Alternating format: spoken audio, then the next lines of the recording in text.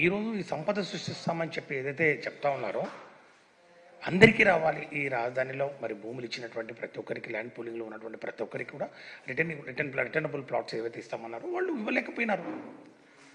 అది ఇప్పుడున్నటువంటి ముఖ్యమంత్రి గారు దానికి సమాధానం చెప్పాలి. మరి ఎందుకు ఇవ్వలేకపోయారు, మరి దానికి కావాల్సినటువంటి ఈ మౌలిక వసతులు ఏవైతే ఉన్నాయో, ఈ రోడ్లు కానివ్వండి, వాటర్ సప్లై కానివ్వండి, ఇన్ఫ్రాస్ట్రక్చర్ కానివ్వండి, అవన్నీ కూడా వాళ్ళు డెవలప్ చేయలేకపోయినారు. డెవలప్ చేయకుండా పేపర్ మీద రిజిస్ట్రేషన్ చేయమంటే రైతులు చేసుకోమన్నారు.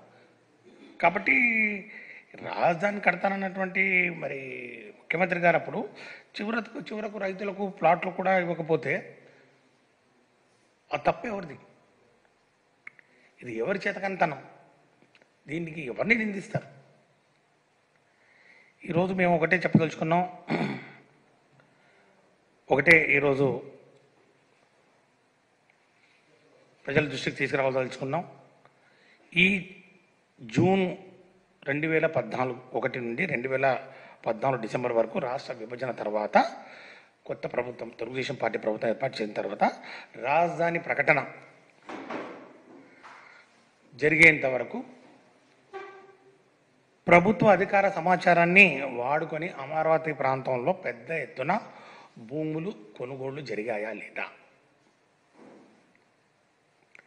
గుంటూరు జిల్లాలోని తుళ్ళూరు కానివ్వండి, అమరావతి, తాడికొండ, పెదకురపాడు, మంగళగిరి, పెదకాకాని, తాడేపల్లి, అట్లాగే కృష్ణా జిల్లాలోని ఇబ్రహీంపట్నం, పెనమలూరు, విజయవాడ రూరల్, చండ్రపాడు మండలాల్లో భూముల లావాదేవీలు జరిగాయి.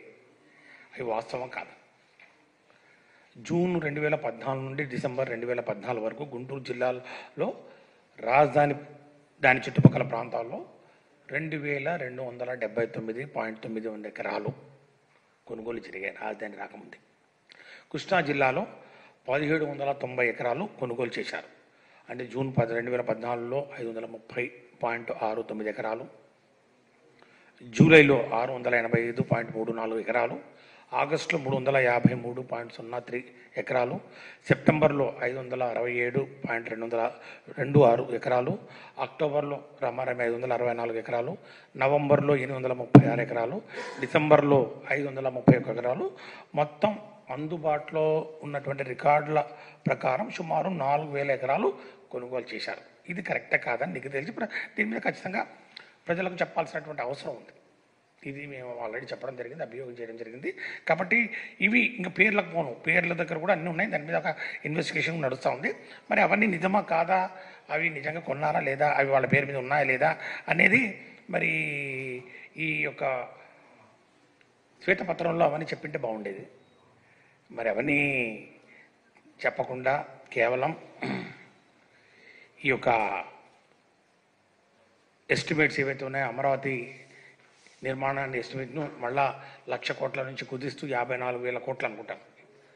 ముఖ్యమంత్రి గారు ఇచ్చినటువంటి ప్రజెంటేషన్లో 51,687 కోట్ల రూపాయలు ఎస్టిమేట్లు వేసి ఇన్ఫ్రాస్ట్రక్చర్ గురించి ఇంత కావాల్సి వస్తుందని చెప్పడం జరిగింది. ఎక్కడి నుంచి వస్తుంది, ఇవి ఎప్పుడు డబ్బులు కంప్లీట్ చేశారనే విషయం కూడా టోటలీ సైలెంట్. దాని మీద ఏం చెప్పడం జరగలేదు.